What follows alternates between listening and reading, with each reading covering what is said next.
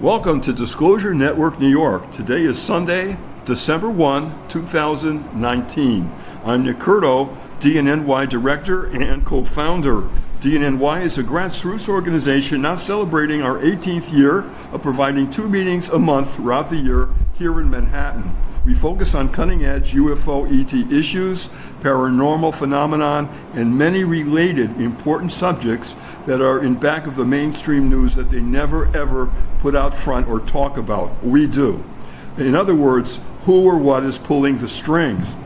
Our members do intensive investigative research into these various topics and share that information with our group at our meetings, as well as with our internet followers, and also on YouTube. So we have presence on both of those networks. And our motto right from day one was, quote, connecting the dots to seek truth, unquote. We have available to everyone worldwide a dnny News Blast email service focusing on the topics of special interest to our group, and we post that totally free. You can visit our website, which is dnny.info. I'm going to repeat that, dnny.info, and then type in your email address and click, and then you'll be put on our list and you'll be receiving very important information on these subjects. It's as cutting edge as it gets, and a lot of our members will post on that service. So we look forward to that. Now, I'm so honored to have a dear friend of mine and someone professionally I so respect, Hercules Invictus. Welcome. Thank you very much. I'm greatly honored to be here again, and I'm looking forward to getting to know everybody a little bit better and sharing what information I have and learning what information you have as well on this topic. And the topic that you chose is the Celestials of Mount Olympus Speak. Well, that certainly got our attention for sure. Now, just a quick thing about you, just briefly, and believe me, there's a lot more there, but you're a proponent of ancient alien theory, and believes in the Greek gods of Mount Olympus that are still alive in our world through, at times, concealing themselves behind masks more suited for the modern times. Now that's an interesting statement. They reside underground throughout the time, venture into the Pharaoh's chariots, and even interact with the locals. Now that's interesting. He has many paranormal experiences that he has throughout his life, and starting from an early age, and both human and non-human. Besides being on a podcast, he's the host of a series of podcasts, which we'll talk about, and they are so interesting. You don't want to miss a single one. So again, Hercules, welcome. And thank you. I just want to start off with a very, very brief idea about your background. And just where were you born? I was born here in New York City at the Flower Hospital. I don't know if that still exists or not. On May 31st, 1959. And your family's been in Manhattan a long time? My father was born here but spent a lot of his childhood in Greece, and my mother was born there. And I was conceived in Greece during their honeymoon, and I was born here. Somehow that sounds right. So your family lived here for a good part of the time. My father, yes. Your dad, right? Side. And did you have any brothers or sisters? I have 2 sisters. One is a lawyer, and the other one is an artist. Okay, and just briefly, as far as your studies go, were there any particular studies you want to highlight right now? Sure. I'm going to talk about the Olympian gods primarily, and how I got my basic information and where I went from there. But because this is the Disclosure Network, we can also talk about the paranormal. I want to pick up some of the threads we talked about while you were so graciously reading from the Urantia book and weave them into the narrative. So I'm open to wherever you'd like to go. There's a journey we'll take together. Wow. Well, we can't wait. Thank you so much for coming. And let's go right ahead and start it. Where do you want to start this? I will start with, I guess, what formed me as an individual. I'm Greek. And does anybody here know any Greeks or have any Greek heritage? Greeks are really into being Greek. Being Greek is a full-time job. And keep track of who's Greek and who's married to Greeks and what Greeks have done or are doing and so forth. So that was instilled into me growing up. And I am a Lemnian Greek, which means I'm from the Aegean island of Limnos, or Lemnos as it's called. And that's the island, if you've seen Jason and the Argonauts with Ray Harryhausen, the island of the warrior woman. So it's, in actuality, Lemnos was an Amazonian stronghold at some time in prehistory, and the Argonauts did come there. The story is, in actuality, is more convoluted than what survives in the mythology, but again, that's a topic for another day, because I could talk about that for hours, too. But anyway, the Argonauts came there. There was an Argonaut dynasty till they got ousted, and they went down to Africa, where the Dogon tribe intermixed with them. And a lot of stuff we have about Sirius and so forth come from the Dogons, who say they got it from the Argonauts, and the Argonauts were involved with the Samothracian mysteries, which were practiced on Lemnos. So a lot of that information was conveyed through their astro-mythological beliefs. So the astro-mythology was not exactly a religion, but it wasn't degenerate or superstitious either. That was the science of their day. So it reflected their best understanding of how the universe was structured. So basically I was born into this. It was reinforced, this whole Greek thing, by also being born into the height of the sword and sandal era. So Steve Reeves and Reg Park and Brad Harris and all these guys were making Hercules and other mythological movies. There was a Hercules cartoon made by the same people who did Superman, the Fleischers. So I grew up with that on television. And because, again, I'm from a Greek household, those were on the TV rather than something that wasn't dealing with our mythic ancestors. So I grew up with that, and that kind of reinforced it. And then they sent me to Greek parochial school. So even though Greek parochial school, Greeks are Christians now, they're very proud of their ancient past. So in addition to getting Christianity and some basic information on monotheism, we also got Greek mythology, Greek philosophy, some ancient Greek, so we can go back and read the originals ourselves. So to me, the mythology was much more appealing than the scripture. The scripture seemed too dour and punishing and unforgiving and kind of dark. I didn't particularly care for the priests, because I actually read the Bible as a kid, and I had questions. And after I'd asked questions in religious class, I was told that if you read the Bible without studying to become a priest, it's easy for you to fall into heresy. So I shouldn't read the Bible. So that was an unacceptable answer. And being a teenager, I would ask questions henceforth in religion class where whatever he said, I had to counter scripture to contradict what he was saying. And once they caught into that, they forbade me from going to religious class, because it obviously led me into heresy. So I had like an hour or two off every week from having to go there. So I was left to my own devices. But anyway, that was the foundation of it.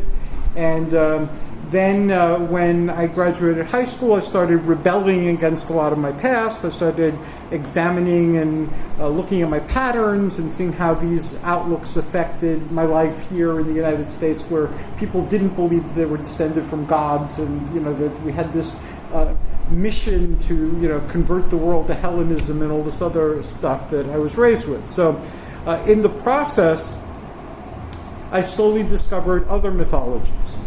And primarily the Norse and the Celtic mythologies, which included the Arthurian, and also because of the nature of television and reading, I discovered barbarian fiction, primarily Conan the Barbarian, who was very Herculean but wasn't Greek. He was a Sumerian, which is Proto-Celtic. And so, the mythologies were very similar, and the Greeks did have moral teachings in their ancient, even the mystery religion that the Urente book talked about. And in terms of the mysteries of Hercules, when he started his labors, he was at a crossroads. And he met two young ladies. One was called Arete, and one was called Kakia. And it's usually translated as virtue and vice, but it's not really that. Arete means your personal best. So as long as you're doing your personal best and you're meeting challenges with your personal best, you're being what you would now call virtuous, regardless of what happens. You gave it your all, you tried your best. And Kakia is ill intent. So, basically when you're dealing with people, to have sly motives in mind and to try to manipulate people. That's what kakia is. So if your interactions are free of ill intent or manipulation, then, those were the things that were evil about interactions. But if you're flawed, that was okay, because again, you're human, you're flawed. And what the ancient religions stressed time and again weren't that you were a perfect being who'd fallen and you were sinful and you needed to be saved, but that human life is hard, even for gods. And they would show you how difficult the life of the saviors were, like Hercules and Dionysus and Psyche, and there were many of them. So their lives were an example of not being a pet to divine force, but going through a really hard time, because being human is very hard. So if anything, it taught you to be compassionate towards humans, because they're not gods, and yet this is how difficult their life is.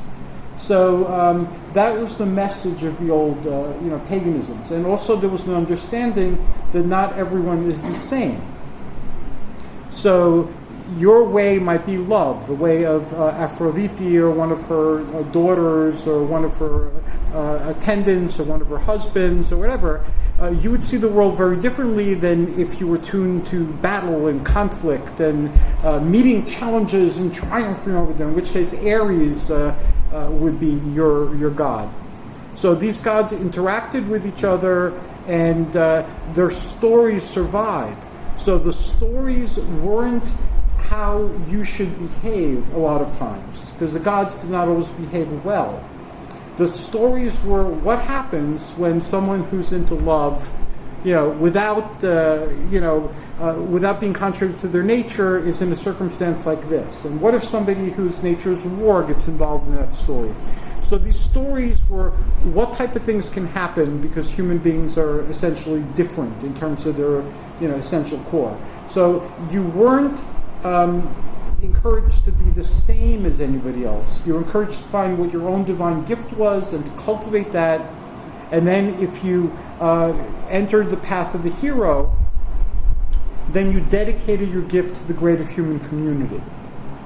So the Theban Hercules, of whom we have a lot of legends, he was a brute in many ways. There were monsters, and he had a club, and he would hit the monsters with the club, and he would defeat them.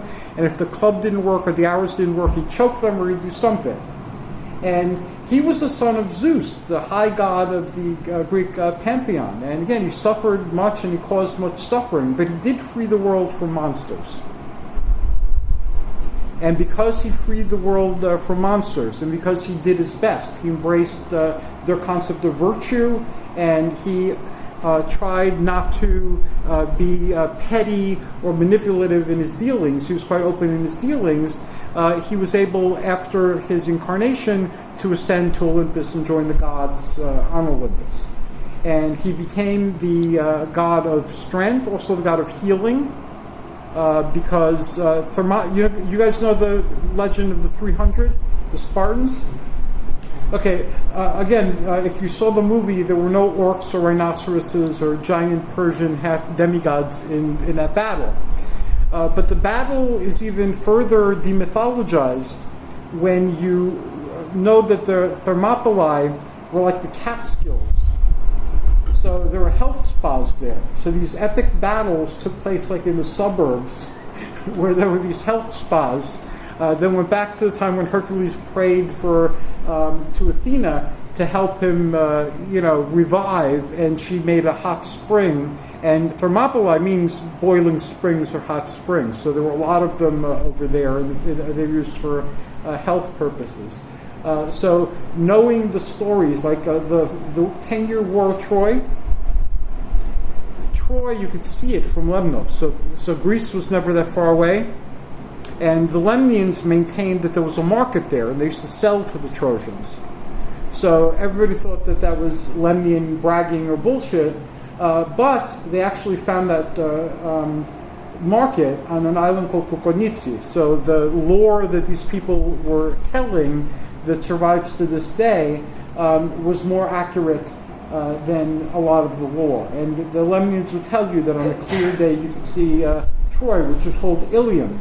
Ilium is from Ilios, which is the sun, because Troy had marble walls, and when the sun hit it a certain way, it looked like there was a second sun on the ground. So there were a lot of these myths that because of my circumstances I grew to know also. But then there was a side of that where nobody told me something, but I had ideas that it was different. Like I always felt that Hercules and Athena were man and wife, which is contradicted by Greek mythology. She was his half-sister, and she was a virgin because she was Parthena. And here, words are different, just like virtue and vice were different. Parthena means self-contained. So it didn't mean that Athena never had sex. It meant that Athena didn't need to have sex, or she didn't need to have a partner to feel complete in herself, that she was self-contained as an individual. So if you were virgin in antiquity, that's what it meant. It didn't mean that you never had sex. Even Diana, or sometimes called Artemis, there are myths where she had lovers, but she remained perpetually a virgin because she was self-contained. She didn't need Orion or her other lovers to complete her. But I felt, again, that Athena and Hercules were married, and I kept saying this. And also there were other things, my fascination with the gods and the planets. And I had learned from an early age, here actually, that the days of the week are the Norse or Anglo-Saxon equivalent of what they were with the Greco-Roman gods. So Monday is the day of the moon, Monday. For Tuesday is the Norse god of war Tyr, or Tu, as it's called by the Anglo-Saxons. Wednesday is Woden's day, and that's Odin. Thursday is Thor's day. Friday is Freya or Frigga's day. And Saturday is the day of Saturn, as it is everywhere. And Sunday is the day of the sun. So I always felt that had a lot more of meaning attached to it. And at the time, I didn't grow up with that information. But then later on, as I learned, like for instance, about the Etruscans, I found that the Etruscans maintained that Hercules and Athena were man and wife, and that their child was Ares, the god of war, who in Italy was honored more so than in Greece. So I found out later that those were true, and that the Etruscans believed a lot of these things. Now, do you guys know about the Etruscans? Tuscany is the land associated mostly with the Etruscans. And the Etruscans were kind of like pre-Romans. The Romans tried to obliterate all memory of the Etruscans and adopted many of the customs of the Etruscans, but then didn't credit the Etruscans. So gladiators, for instance, we all know about gladiators in the arena. That was originally an Etruscan funeral custom, where when somebody died, you would have warriors spill some blood to honor the person and speed them on their way through the underworld, or sometimes these were slaves who fought to the death, or criminals, or so forth. But it was an Etruscan funeral custom that the Romans adopted, and then it changed as things often did with the Romans. But that whole incident of discovery led me to question whether such a thing as ancestral memory exists. Because ancestrally, the Lemnians, the Trojans, and the Etruscans are genetically the same people.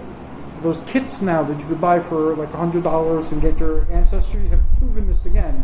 But generally there were cultural connections that people speculated about, but now it's shown that these were the same people. So how would I know? Because again, the Etruscan traditions didn't really survive except transformed all of this Etruscan information. And my astral and planetary information too, the more I dug into that, the more I discovered that I was familiar with this body of knowledge. And that led me to discover theurgy and theosophy, which still exists. Now, theosophy is most commonly known from H.P. Blavatsky, who brought it back to us in the late 1800s with the Theosophical Society and Colonel Olcott and Sinnett and all those guys. And what she did was she took the ancient theosophy and she added more Eastern elements to it. So it included India and some of the Oriental countries and Buddhism and so forth. In antiquity, theosophy did not extend that far. And theurgy became the magical tradition. Theurgy was a philosophical religious practice where you would embody and express the divine. And it was given to us by Hermes the Thrice Great, who was connected with the Egyptian god Thoth. And the ancients believed that Thoth was the teacher of Abraham and the Melchizedeks, and there were all sorts of angelic connections, like he's the angel Metatron and so forth. So there's a lot of stuff connected with him. And the ancient theosophy of theurgy, it came into form during the Hellenistic era. And the Hellenistic era is that time between Alexander and Cleopatra and a couple of Roman emperors. So that's usually called the Hellenistic era of the Ptolemies, and so forth. And what happened during that era, even though it was brutal and violent, culturally it was very significant and liberating.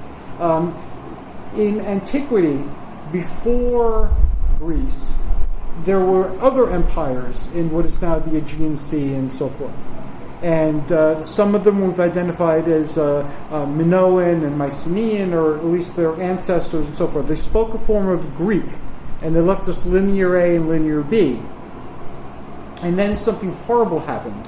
A volcano erupted on what is now called Santorini and was known in ancient times as Estira, and may have been known in even more ancient times as Atlantis. There's a lot to support this interpretation. Like all interpretations, you have to. Do you guys know what the Procrustean bed was? Theseus, on his way to Athens to claim his destiny and eventually become king after he dealt with the Minotaur and so forth, he met a bunch of bandits. And one of the bandits was called Procrustes. And Procrustes would offer you hospitality if you were on the road. He'd say, "Oh, it's getting late. Come, stay at my house." So if you said yes, you'd go to his bed to sleep. And if you were of the right size for his bed, it was okay. You could sleep there, nobody bothered you, and then the next day give you some food, send you on your way. But if you were too small for his bed, when you fell asleep, he'd tie you up and stretch you so that you fit the bed. Hi. And if you were too big for his bed, he would chop off your head or your legs or something, again, to make you fit the bed.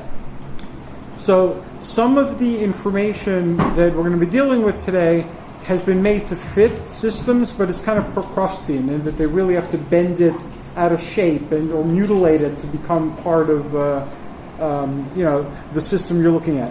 This happens a lot with the zodiac, which again we'll touch on in a little while, but in the zodiac you see the labors of Hercules reflected.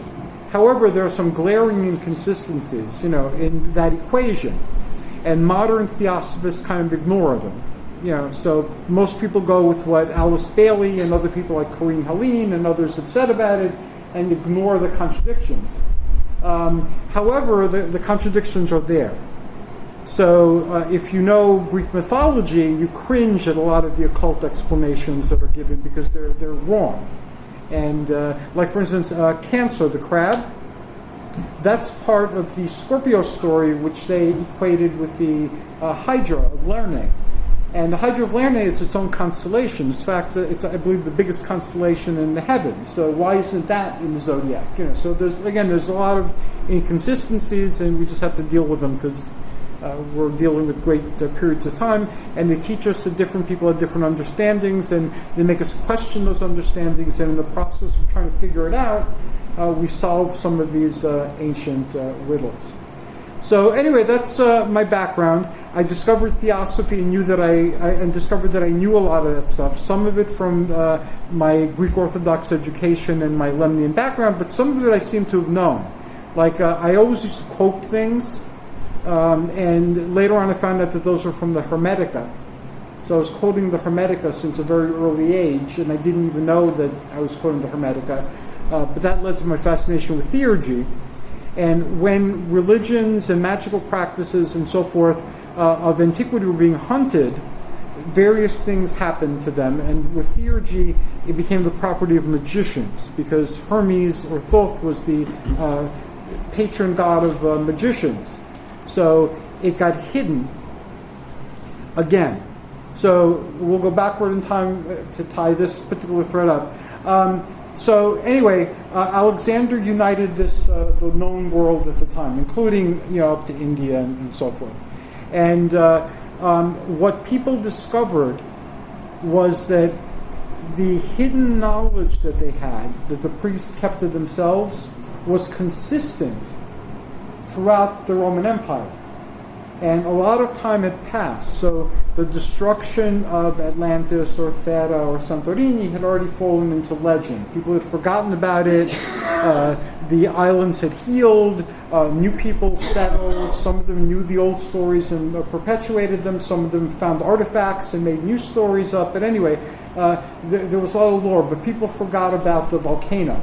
But they had legends of the destruction of the land. They had legends of a war in the heavens where the gods and the primal forces represented by the Titans clashed, and it got dark, and they had the Thimble Winter of the Norse, and there were all these echoes of something having happened.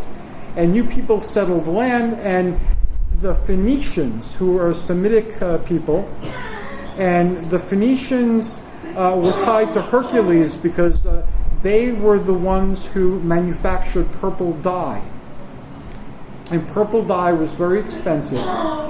And that's what gave them their wealth, because only that's how purple became the royal color.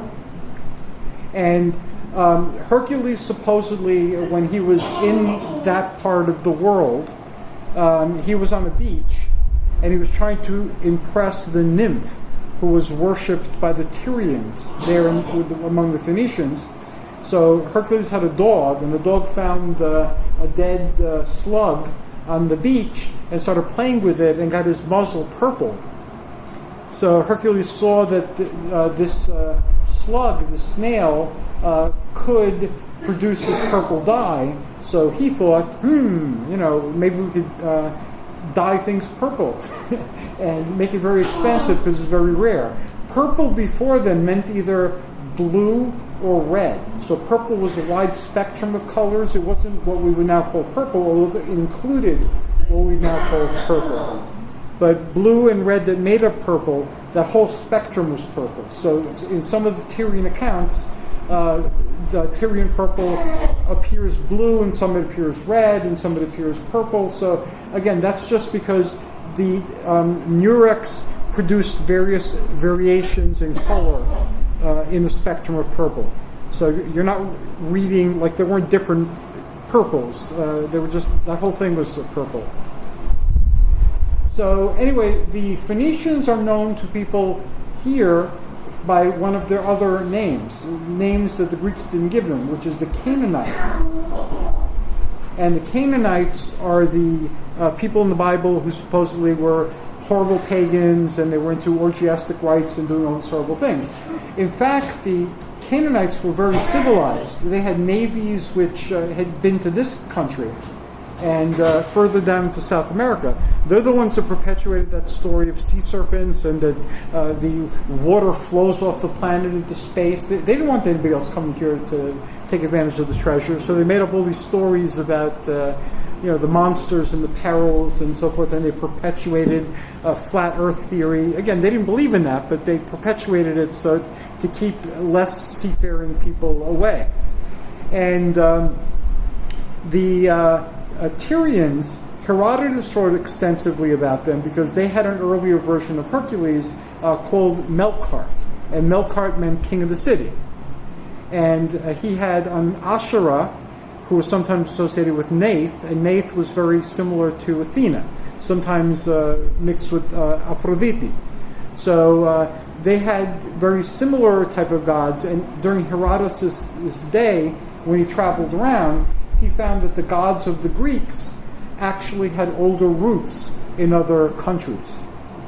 And this is reflected in mythology when during one of the battles with the giants. Now, Zeus defeated the Titans who were led by his father Kronos, because Kronos was jealous and ate his children, and also he locked his brothers who were not as well endowed and physically formed in the underworld. So they were like monstrous type of shapes that were children of Earth, like the 100-handed, which were these beasts that had like 100 hands. And there were cyclopses, which were gigantic and had one eye. So Kronos left them in the other underworld where Uranos, his father, had left him. So Earth would every now and then stage a coup to get rid of a bunch of gods and replace it with their children. So those legends, some of them were caused by the eruption of Hera, and some of them were also reflected in other mythologies. But this myth remained, and this myth was recorded by Herodotus. And during one of those invasions, when Typhon raided Olympus, the gods had to abandon Olympus, and they went into exile into Egypt. And then they had to wear animal masks so that Typhon wouldn't find them, but also to explain why the Egyptians worshipped many gods who were otherwise identical, except that they had animal heads. And Herodotus also preserves a story of before Hercules knew that he was the son of Zeus, so shortly after he discovered it, he wanted to talk to his father, and he didn't know how. So he went to the oracle of Zeus in Libya, but back then it wasn't known as the oracle of Zeus. This incident made it the oracle of Zeus, and he talked to Amon-Ra, who the shrine was dedicated to. And Amon-Ra had the mask of a ram. So Amon-Ra, basically sent him out on an adventure, and he went, and only later did he discover that Amon-Ra was Zeus. So when he spoke with Amon-Ra, he was actually speaking with Zeus, and that was his father. So even though he had thought he was denied this audience with his divine parent, he got it there, so he had that contact, and afterwards he had it heretofore. So the gods could hide behind these masks of culture, and the ancients were aware of this, and they had a practice where one of the first things they would do, especially if they were trying to establish a relationship with a new place, a trading relationship, or if they wanted to conquer you, is they would look at your gods and heroes and see which ones matched Greco-Roman gods or heroes, and then they would equate them. And there's lots of statuary dedicated to gods like Jupiter Tyrannus, who was Jupiter's the Roman version of Zeus, and Tanaris or Tyrannus was a form of thunder god for the Gallic people. So you have these statues with inscriptions that show how they do that. And during the time of Alexander, which launched the Hellenistic Age, there was a man called Ebemeros, or Euhemerus as he's called here, and he watched Alexander become a god, a living god, during the course of his lifetime. So he hypothesized that if Alexander could become a god during the course of his lifetime, maybe other people in the past were so exceptional and rare that they became gods in their lifetime. So he started examining Greco-Roman mythology and started finding people who he thought were gods. And he traced back what lore is known of these people and discovered that sometimes it took several people to make a legend. So he found 5 people that could have come together, their life stories, to create the stories of Zeus. And with Hercules, it was 44, I believe. There were 44 people whose lives could have come together from separate threads and made the tapestry that was known as Hercules and so forth. So there was that understanding. And here I'll take a pause to see if there are questions before I proceed to the next part of this web. Yes? Just a quick question. Because you're so sensitive on the history and the mythology and all that, and obviously the first time that you stood on Mount Olympus, I just got to ask you, what were your feelings? I've never been on top of Mount Olympus because I was there as a kid. But we actually vacationed in a town called Namudanya where you could see Olympus every day. But it was awesome realizing that you were near this mountain that gave birth to all this mythology. And there's actually a trick that happens in the sky where light is refracted in a certain way that if you're looking at Mount Olympus under certain weather conditions, it looks like there's a luminous land kind of like superimposed on the top of Mount Olympus. So that could definitely have inspired some of the legends. You're looking up and it's like it doesn't end the way mountains usually end. It ends in like weird light, and that's Mount Olympus. And I'm approaching this here just to paint a tapestry because you could approach the Greek gods in many different ways. So I'm not going to convince you that the ancient alien way is the only right way to approach them, or any way really is the gods have never made this distinction, and I won't either. This is a journey of exploration. I haven't found something and need to convince you of it. I'm just taking you across a landscape because it's fascinating and it touches on so many different things. There are a lot of indications that there was a technology present in remote antiquity that gave rise to these stories. For instance, robots. There was a robot named Talos who guarded the island of Crete. Oh. I was just going to ask you if you knew about when Zeus defeated the Titans, Kronos got banished to Iberia, which is the English islands. And the Celts, their primary god was Kronos. Kronos, yes. The horned one. The horned one. Yeah, he was a faun. There's that famous cauldron that they have where it shows him with the stag head.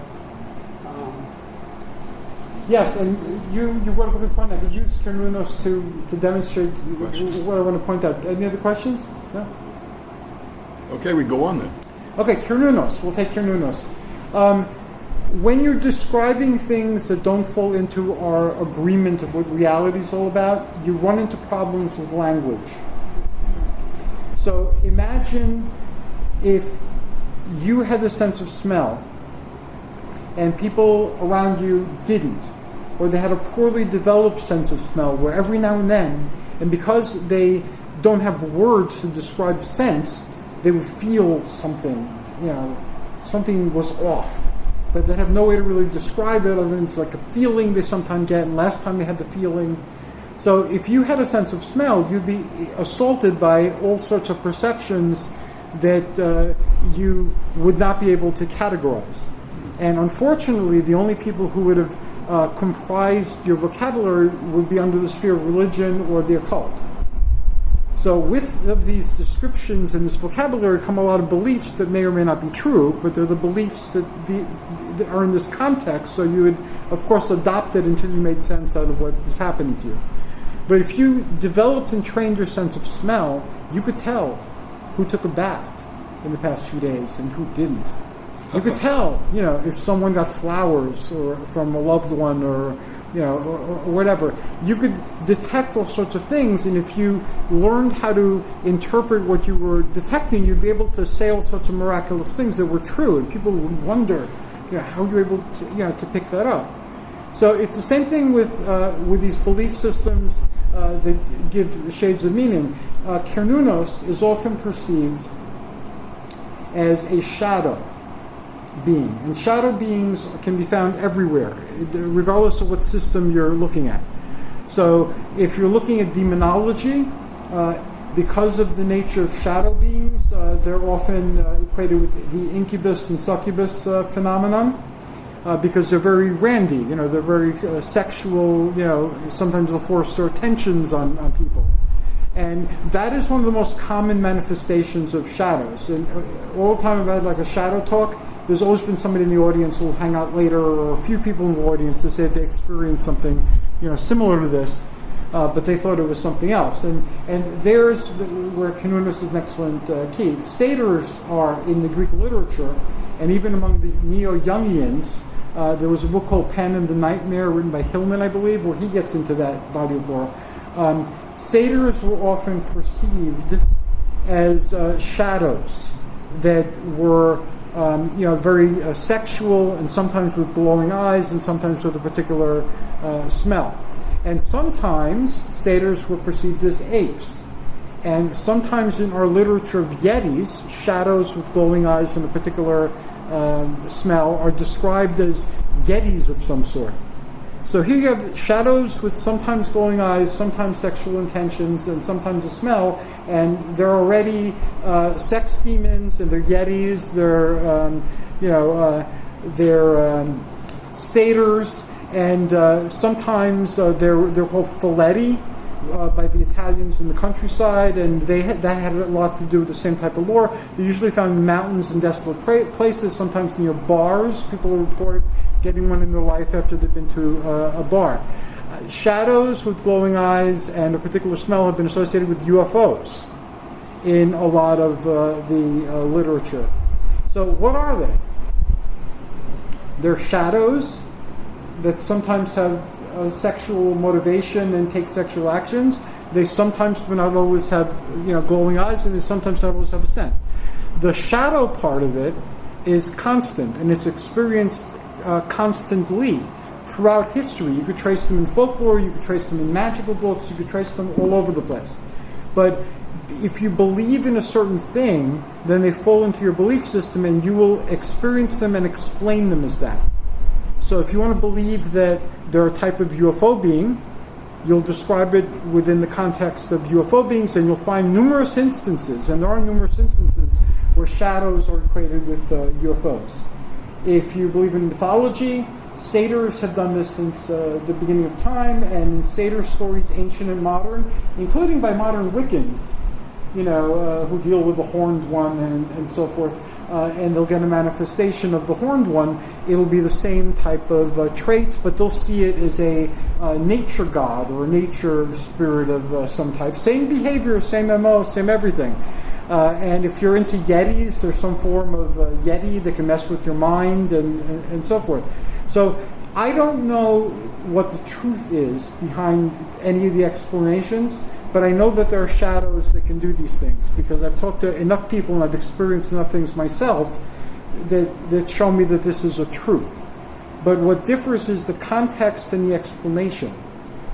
And it's the same thing when you approach the Olympians, because the Olympians can appear in different ways to different people, and they can operate in different ways. And they're flexible. And I'll give you an example that, regardless whether you have paranormal experiences or not, if you've ever worked with dreams, have you guys ever worked with dreams? Yeah. Okay, your dreams will communicate with you in the form of whatever theory you're enamored with at the time. So if you're into Jung, you will have Jungian dreams. If you're into Freud, you will have Freudian dreams. If you're into Edgar Cayce, your dreams will proclaim the truth of Edgar Cayce's teachings. And that's consistent. And if you have certain beliefs, like if you believe it is hard to get lucid dreams, you will have extreme difficulty getting lucid dreams. If you believe it's easy to get lucid dreams, you'll have more lucid dreams that you know what to do with. So the dream will reflect your reality, but not to deceive you, which is something everyone confronts when dealing with these phenomena, but because that's the way you want it to talk to you. So I've played hide and seek with the gods from my first rebellion, where I sought Hercules, which is my operant archetype, my divine ancestor. Any way you want to look at it, it's the same thing we're saying, through different cultural forms and even subcultural fictional ones. And it's always been the same. I discovered the same face beyond the mask. And the face transcends any of the cultural masks. So at this point in my life, and I'm 60, so I'll discover a lot more things, I relate to the Greco-Roman stuff best because it fulfills me the most, but I'm no longer of the belief that this is the real form of the gods, because I've experienced them in their Norse guises, in their Celtic guises, in their UFO guises, and so forth. So any system you use, make it something that you're comfortable with, that you don't find scary, if you want to start initiating contact with the celestials. And there are different ways, and your belief system will provide you with some ways. I'll provide you with a couple more today, so that you can experience this particular way of doing it. And it isn't the correct way, and there's no doing it right or doing it wrong. I happen to like lifting weights. Okay, is this the correct way to exercise, or the only way to exercise, or the real way to exercise? It is for me, because I was inspired by those old movies. It's a very part of who I am, and I rebelled against everything, including that. And I've been heavy and I've been thin, but I prefer to be like this. So at this point, it became a choice that this is something, compared to being every other way I could be, this is how I want it to be. So, those old movies inspire me to be that way. But it's just something to make my task easier, and that resonates with me. Something else totally might resonate with you. The Greeks understood, after the contact with the Phoenicians, and then other people, including the Babylonians, they started equating their gods with the Phoenician, Babylonian, and other Near Eastern gods. And whether there were echoes before this, and I suspect there were because of the myths, like for instance, Cadmus, who was looking for his sister Europa, founded Thebes. So he was a Phoenician from Tyre, and there they worshipped Athena, and Hercules was born, among the Thebans. So it sounds very Greek, if you don't know the connection to the Phoenicians and so forth, and you don't know the fact that they worship Neith as their Asherah, but also Hercules. Hercules is a reincarnating god, according to the Near Eastern mythologies. Melkart, the king of the city, he's the god of Jezebel.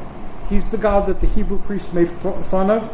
And I can't quote exactly, but they were saying, he's off wandering again. Maybe he's going to the bathroom and he's unavailable to, come light a fire or something. They mocked him, but the belief was that this was a reincarnating god. So Athena reincarnated also, and the modern neo-theosophists hold that belief. But anyway, he was a reincarnating god, so there's no reason for him not to be here on Earth. And he reincarnated to see where humans were and what they needed. Because as a god, he can do anything. He can't tell what we need unless he walks among us to see what we need, and then he better knows. So they can, so it wasn't an ill intention or anything, but that's kind of like the reason. So he was there in Thebes, and the Thebans, who came from the Phoenicians, who were primarily from Tyre, that is their connection. And that's when the Greeks started, again, questioning these connections. And some people believe that the connection was due to divinity communicating this, and some people believed it was the actions of merchants and other people who traveled who made these connections. Both can be true. So we're going to go back to the days of the week, because that's the easiest technique. Okay, and the associations. The ancients had a different belief at one point than we do about the planets and how they're arranged. The ancients believed that you had the earth, you had the underworld below the earth, and you had the heavens above the earth. And they believed that the planets were between heaven and earth, because all things that we can understand are between heaven and earth. So Earth was seen of as a dome. And in Norse mythology, that's the skull of Ymir, who the dwarves are carrying. So they believed that there was a dome, and that there were stars on that dome. And the dome moved in certain ways that they could predict. I'm sorry? Yes. Got to talk up. We got a microphone. The you got to really Catholics talk. believe. Right. That's actually where you get the ball. Mm-hmm. That's why Yeah. Galileo thought it was American. Yes. Right. And the Ptolemies, one of the Ptolemies had the spheres and so forth. So they believed that beyond the dome of heaven, beyond the dome of sky, there was the Empyrean. And this was kind of like another dimension. And eventually some beings could make it past the tree of worlds that comprise the reality. It can make it into the greater heaven or the Empyrean. But for now, even the gods were here. And the planets, and planetis means wanderer or wandering star. The planets didn't behave like the other stars in the fixed heavens. They just moved a little bit. The stars, from a flat Earth perspective, seem to go around in crazy patterns and so forth. And a lot of those patterns were mapped over time, and a lot of our occult symbols come from these patterns. So, like, for instance, what do you call it? Venus, I believe, makes a pattern like a swastika if you look at it a certain way. So the swastika, even though it's usually associated with the sun wheel, Thor's hammer, it's sometimes associated with the planet Venus and with the Venusians in contactee lore, which I'm hoping we have enough time to get to today. But anyway, so by looking at the astrology of the planets, and the Greeks never got into it to the extent that people in the ancient Near East got into it. So they never got into the birth charts as much or any of that stuff. They just stuck with the mythology. And there were the children born on various days, and it gives you your nature. And if you want to look at it that way, it does. Like, I was born on a Sunday, and solar symbols are very much a part of what I'm all about and what my spirituality and my life is all about. But late at night, at 10:30 or 10:41 p.m., so toward Monday. So a lot of my life explorations have been in the realm of the moon, the internal realm, the night realm, the realm of the imagination rather than the external world. So I'm an external a person who has been exploring as part of my life experience the night. So symbolically, that's how something like that would translate. But these symbols, because they are supported over time by people of religion, people of the occult, metaphysicians, astrologers, and so forth. Yes? They not only did that with the gods, they actually did that with the templars also. Like, for example, the Parthenon, you also know the ability. Yes. The first Parthenon, which is built on top of the original Parthenon, is made of wood. Yes. Those structures made wood, and then they're made of limestone, and then they're made of bronze, and then they're made, in other words, and we do that too. Yes. Like, for example, Statue of Liberty is made of bronze. But before it was there, it was actually Italian. Before that, it was actually rose. All of it. We got about a half an hour tops for Hercules, and Hercules, I want to have you get everything you can in right now. So just, unless you have a burning question, let you proceed, okay? Okay, that's a very good point. And next time we have more than half an hour, that's something we should explore. But yes, the Statue of Liberty is a goddess, and there's like all sorts of mythology, both cultural and occult, that's tied to the Statue of Liberty. She's tied to the 12 solar hierarchies, which is again the zodiac, the labors of Hercules, the 12 knights of the Round Table with Arthur. So this is a repetitive set of symbols. And when you look at the numbers and forget about a lot of things, like even with the Urantia book, the number 7, if you just focus on what's said about the number 7, a lot of metaphysical and occult lore is given to you just by looking at what the Urantia book says about the number 7. But the planets, again, you can approach the gods through the planets. Sunday is the sun, and that is the external world. Very simply, the external world. The life that you live while you're awake. Monday is the moon, and that's your internal world, the world of your dreams, the world of your imagination. And here we have a big clue in the occult, and it reflects something that Albert Einstein said. Astral. Astral means starry to the Greeks. It means pertaining to the stars. So dreams and your imagination pertain to your stars. So if you take the fact that that's true, you could use the symbolism a lot more effectively. Okay, Tuesday is 2. Again, that's the god Mars, and that is basically conflict and contest. So it's meeting challenges. Wednesday is Woden's day, is Hermes' day or Mercury's day, and that is communication. Thursday is Thor's day or Jupiter's day or Zeus's day, and that is vision. It could also be leadership if it's prophetic or visionary leadership. Okay, Friday is Freya's day or Frigga's day. It's Aphrodite's or Venus's day, and again, this corresponds with the planets, and that's love. Saturday is Saturn. He is Kronos. He is the god of the Old Testament, whose day is the Sabbath day. He's a jealous god, and remember, Kronos was too.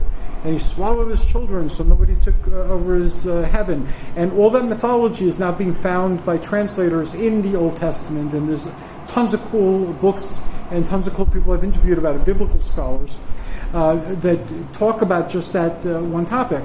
So because these are astral, these are of the imagination, and because the imagination of millennia has fed these things, they have a reality that is greater than what we consider imagination in our culture. We create imagination with art, with literature, with things like that, and it's true. But that's our most divine ability. Our ability to take something from here or from somewhere and make it real here is our most divine gift. So the imagination, the astral, ties us to divinity.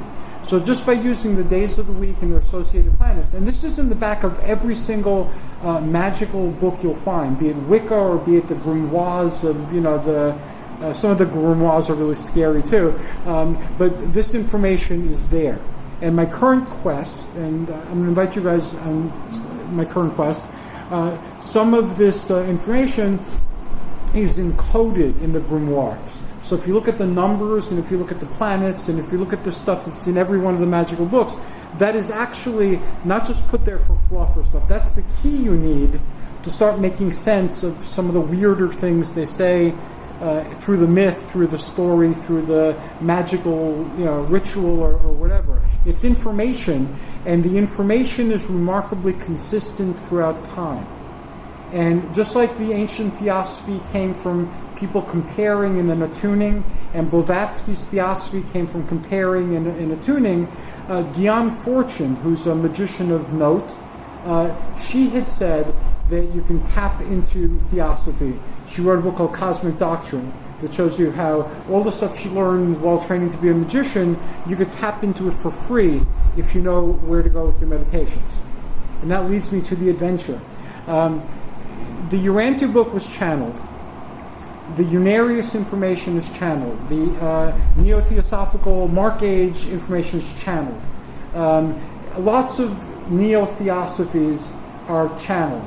And those who are brought to us through the I Am movement in this country, or they could that branched off from Theosophy, and then that branched off with Summit Lighthouse. And on the surface, again, there are differences, like there are cultural differences, but if you look at the information in its totality, it is remarkably consistent.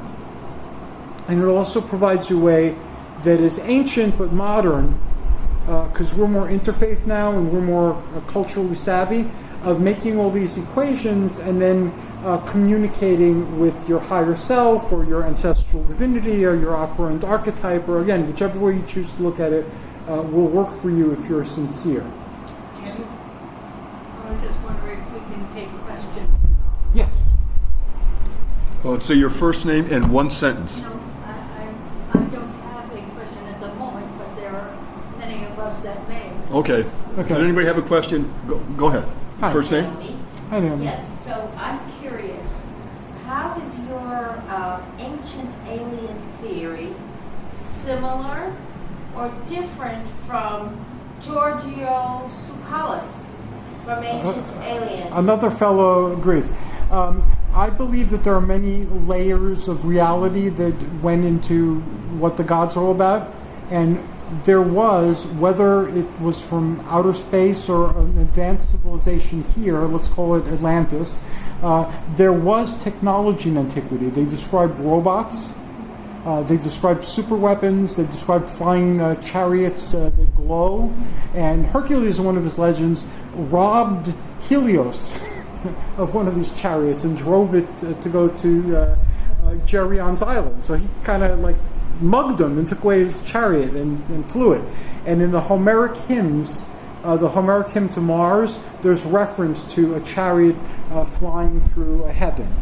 And so there are many indications that they had a technology. Now looking at some of the things in antiquity, like we know, for instance, that there were flush toilets 5,000 years ago. We know that during the time between Alexander and the Caesars, the early Caesars, there were coin dispense. You could drop a coin in a slot and get a hot drink or a cold drink in Alexandria. They had temples with moving statues, and they found diagrams of like animatronics and things like that. So this is all stuff that existed, and until fairly recently, we knew nothing about it, or we dismissed it as fanciful, nonsense that those uncivilized and stupid ancients believed. So I believe there was a high level of technology that we remember this, and that one of the ways we're re-examining that information is through the ancient alien theory. These beings in this civilization have always had an association with the planets, but not as we currently understand the planets, as they understood the planets. And I believe that these beings had higher psychic faculties than we do, because they're shapeshifters. We're told that on many occasions. Zeus turned into different people, they all did. And also they're beings of light. That's shared in the story of the birth of Dionysus. So the beings of light who can shapeshift are still with us in UFO lore and in the metaphysical lore, where you're not dealing with outer space, but with like other dimensions and realities on a spectrum. They're there as well. In angelology, they're usually called the virtues, the ancient Olympians. In magic, they're called the Olympic spirits. So they're not that hard to find if you're willing to take the time. Okay. Anybody who hasn't had a turn yet, want to raise your hand? I have no question. Yes. Does anyone talk about shadow beings that are very muscular and wear a hood? Yes, the very muscular part, not very often. The hood part, very often. They're called like monks. Usually, people associate them with them, and they are near beds usually, but they don't display the sexual behavior as much as the ones that aren't wearing hoods. The one that came to my personal awareness last time was I lived in Glendale in Queens, and the house I was living in had one of those in it, and different people. It was like a commune. My experience with communal life. People in the commune would report this monk all the time. But there were shadowy beings with muscles, like Thanatos, who's a shadowy being who's often described as muscular too. Good. Anybody else that hasn't talked before, raise your hand. Okay, you go ahead. Quick, one sentence. Rena, I just wondered if you were aware there's a book called The Mammon of the Mabagonian. Yes. You talk about the Phoenicians visiting Wales and Ireland and places like that. Yeah, the Mabinogion. Yeah. Yeah. I haven't read the Mabinogion since high school, but I'm aware Well, of it. there's a book called The Mammon of the Mabagonian that talks a lot about the Phoenicians visiting different parts of the world, and one of them was there's a cave in Wales that they think was built by the Phoenicians. I will Amazon that. Yeah, it's a really good book. It has a lot of stuff about Egypt and stuff like that. I'm thinking, because of the time, Hercules, you have some websites, you have some things that people not only here but outside on the internet can access. Do you want to just briefly talk about that and so how they can access? I was going to tell you this story today with access physical artifacts, but I'll save it for next time.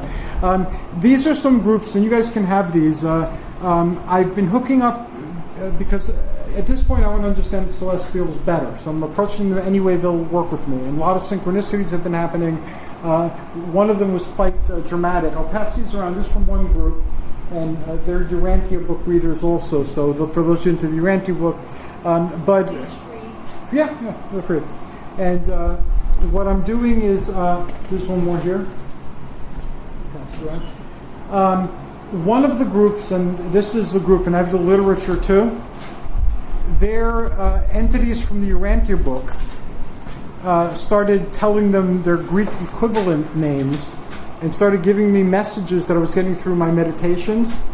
So the synchronicities were unbelievable. So that's part of how this particular quest started. And it's been happening through a magic group in Chicago and some other groups that have been around. So this is them, the tape.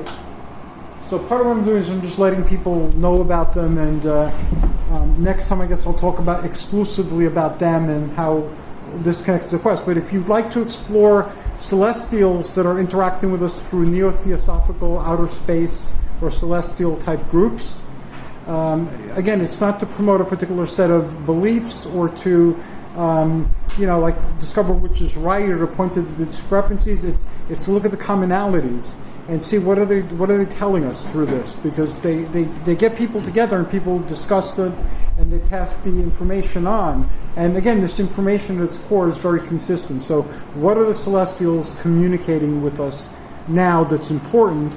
And how about let's work with them to to make something good happen for everybody. Share with us your podcast information also, because I think that'd be valuable. Sure. Here's some more of this from another group. Yes, currently I have 3 podcasts, and Nick is on 3 of them. I have The Voice of Olympus, which is mostly, but not exclusively, about living mythology. And that's everything from things we've been talking about today, to video games, to comic books, any way that mythology survives to this day, the Greco-Roman mythology. That's how it survived in antiquity. Homer wrote a book that was recited aloud. The playwrights wrote plays. So mythology has always survived through entertainment. The second was called the Elysium Project, and that's part of the greater quest. How can we make this world a better place? How can we make it a golden age? How can we make it an Elysium? And then Pride of Olympus is about the cosmic spirituality that contains echoes of Mount Olympus. And what I've been doing is, again, the purpose of this isn't to convince you a particular way of looking at things, but I've been giving platforms. So Nick has an Urantia book show. He also has a Disclosure Network show. He has a show on the news that isn't reported. The Unarius people have a show. I get people from Arcage on, not regularly, but irregularly, and they have a show. So here they can share their own views of what these things are all about, and I kind of just like tie them together, focus on particular topics to try to get the bigger picture into clear focus. So if anybody's interested in that, I have my contact information, my telephone, my... Do you want to just also verbally say it? Also Sure. For the recording? Okay, this is under the Pride of Olympus, which has a podcast. Pride of Olympus is our Merkaba, our sun chariot, our celestial barge, the worlds within worlds, the wheels within wheels, shamanic vehicle that facilitates a journey to the astral realms of Gaia's world tree. Pride of Olympus is our metaphorical vehicle for exploring various thematically related but seemingly different approaches concerned with explaining our human origins, guiding our human development, and actualizing our maximal potential. Pride of Olympus supports all of humanity's efforts to transcend this world and venture forth into the great beyond, be they metaphysical, mechanical, or even imaginal.